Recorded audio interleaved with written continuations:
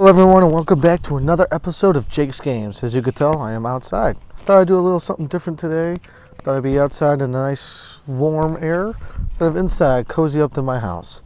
Yesterday I did Mandalorian versus Ironman Part 1, where I gave the weapons to Ironman and I gave the intelligence aspect of this video to Mandalorian.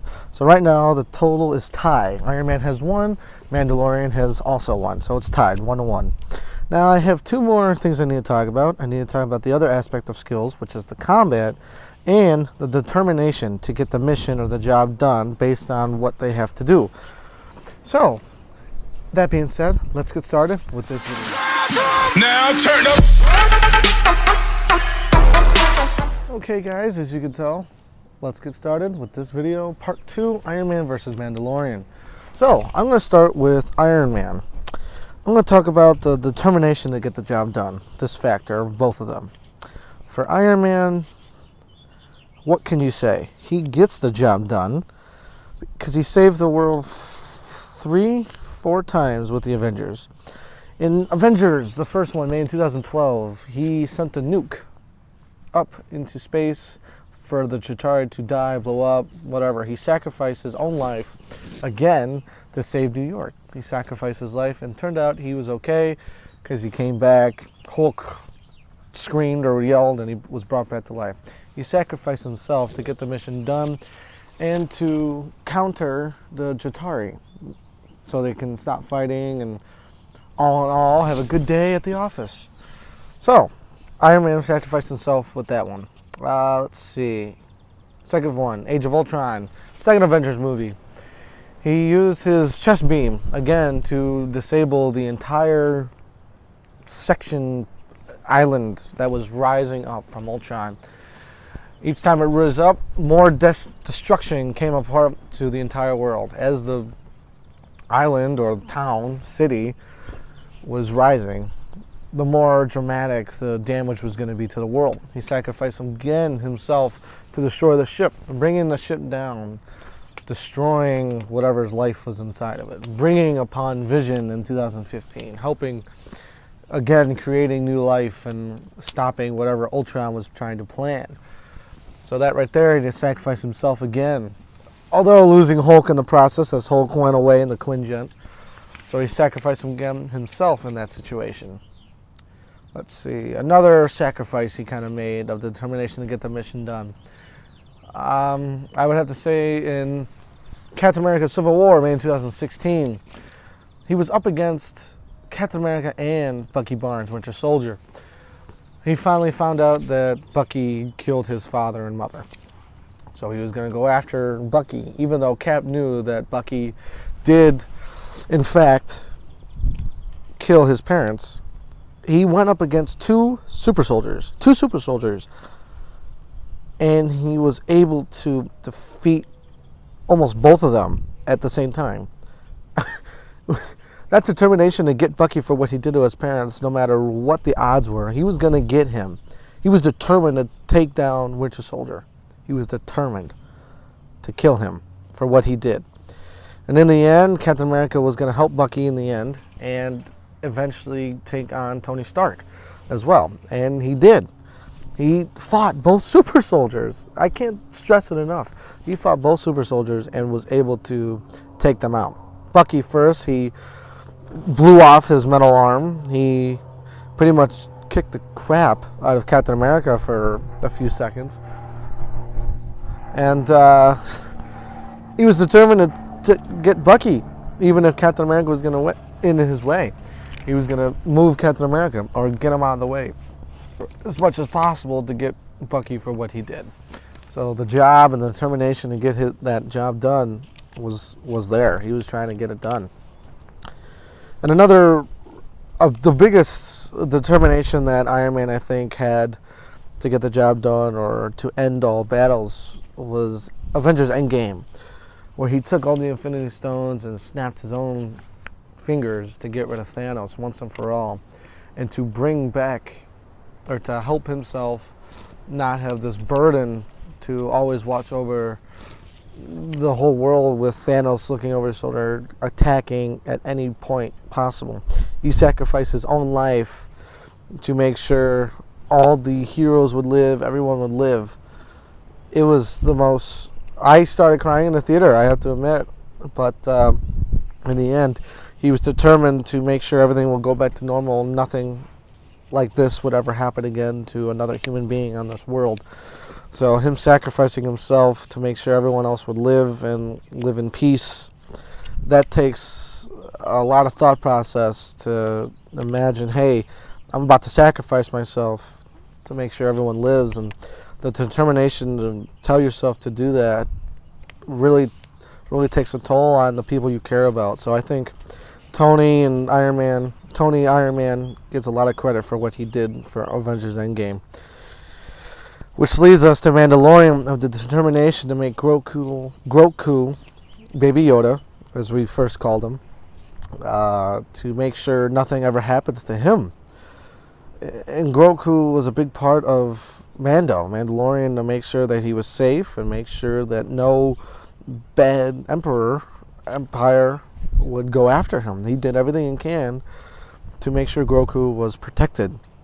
Each step he take was another risk he was taking in order for Grogu to survive and live another day, and also for himself to make sure he got back home or got to where he was going, to give Grogu to another Jedi. It turned out to be Luke Skywalker. Spoilers ahead, sorry if you haven't seen it. And he always had to do these side missions in order to make those happen, and sometimes had to leave Grogu behind in order to achieve the next obligation to give the next mission. And he perfected it, and like I said before, each step Mando took was another risk he was taking, bringing along Grogu, because there was a bounty on Mando and Grogu. And every chance someone would get, they would try and take him out. And of course, again, Mando had to protect Grogu and fight off the bad guys and protect Grogu. And it was all an effort to save Grogu, save himself, and save whoever else was in trouble. So that's a lot of weight on one person's shoulders to save, yourself and Grogu. And to be honest, I think the determination to make sure that this little baby Yoda, Grogu, on yourself takes a lot of toll, and the determination to make sure that Grogu stays alive and you also stay alive in the process, along with other enemies coming after you. I think it takes a lot of toll, and I believe that Mando deserves a lot of credit, along with Tony Stark.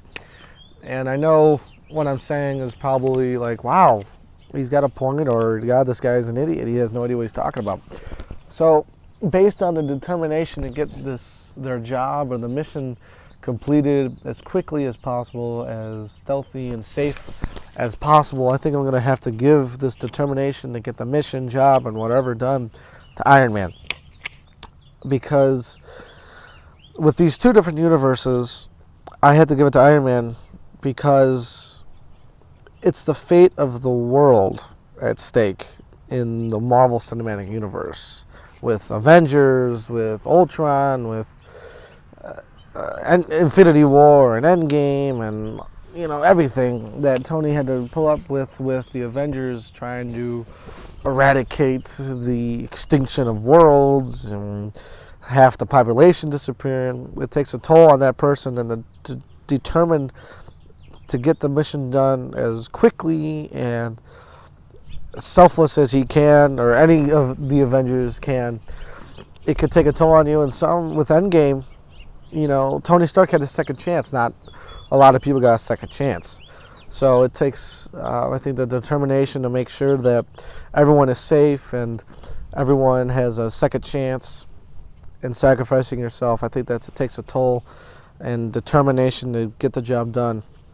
I think Iron Man, I got to give it to Iron Man on this one. So for that being said, Iron Man's got 2 points, Mando's got 1. But that leads us to the last part, the second skill for the skills bracket, the combat that they both endure and can take and can dish out. I'll start with Mandalorian on this one. He's a bounty hunter.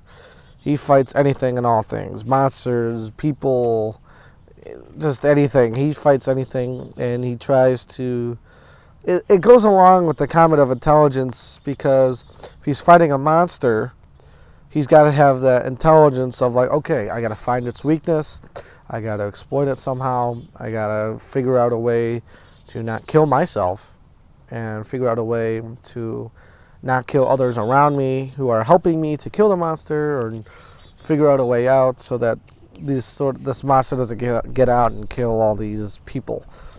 And it comes of the territory of, in the first very episode of Mandalorian, he walks into a bar to take this guy, because there's a bounty on it for him. This guy spills his drink on Mando, and he blames Mando for spilling his drink. And the guy's about to pick a fight with Mando, and then Mando kills one guy. And he's quick. He's quicker than these guys, and he's been with the Mandos for many years, since he was a kid. And all the combat and all the intelligence that goes along with the combat that he has to endure is very long. It's the combat that he has is quick. It's fast. He uses his weapons with him. He uses his fists. He's quick, and plus he can fly. With the jetpack, he can disable any ship as long as he gets on the ship. He's determined. He's stealth-like. He's quiet to, do a chokehold on a bad guy.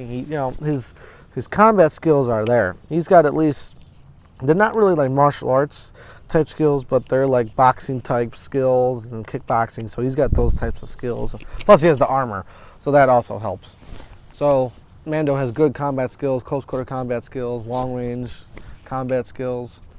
And then for Iron Man, God, for Tony Stark, I don't think combat, he has, see, this is where it gets tricky, because in the Iron Man, he can do a fist fight, but he's protected by the armor, so he doesn't know a lot of moves, because he uses the armor as the combat.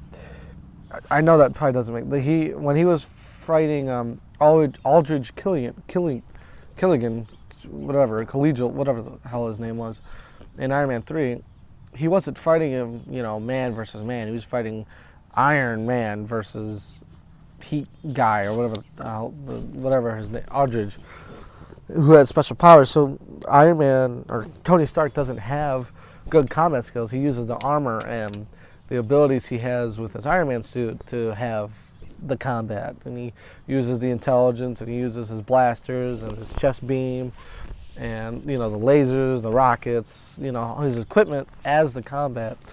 And he doesn't use really hand-to-hand combat. The only time I really saw him use hand-to-hand combat was between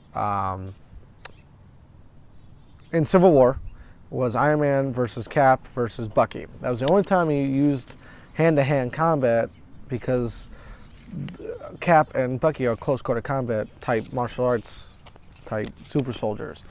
So Iron Man had to be quick on his feet. He had to throw a few punches, maybe a blaster here and there, but he couldn't use any of his rockets. He had to be close quarter combat, and he was able to beat Bucky. So he was able to defeat them. He just had to be quick on his feet, and I know he's not as quick as Cap or Bucky, but he was able to do it.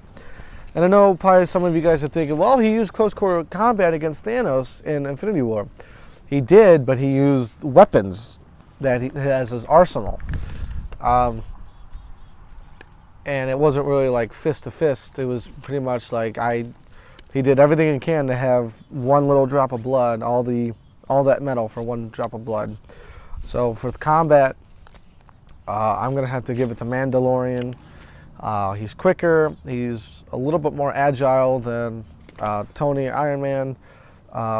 He has the fists of fury that Mando has. He's got the little gadgets he's able to use. And I know they're two different universes. Definitely two different universes, but Mando used more close quarter combat and long range, mostly more close quarter combat. And Iron Man uses all his gadgets as his combat, so instead of close quarter combat. And when I think of combat, or when I talk about combat, I do more fists and more, thinking on your feet situation, one-on-one, one-on-two type fights. I don't use any gadgets. So with me talking about those, I think right now you guys probably saw it's a tie. Ironman has 2, and Mando has 2.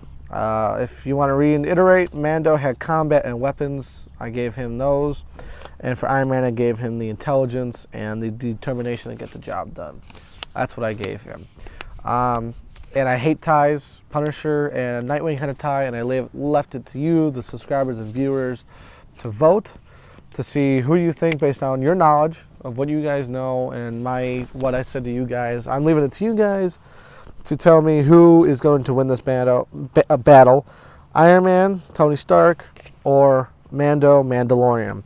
Please leave a comment down below of who do you think would win, and tomorrow or the next few days I will tally up all the votes of what you guys give, and I will share who won this fight. Thank you guys for watching. Stay cool, stay healthy. No one ever sees me.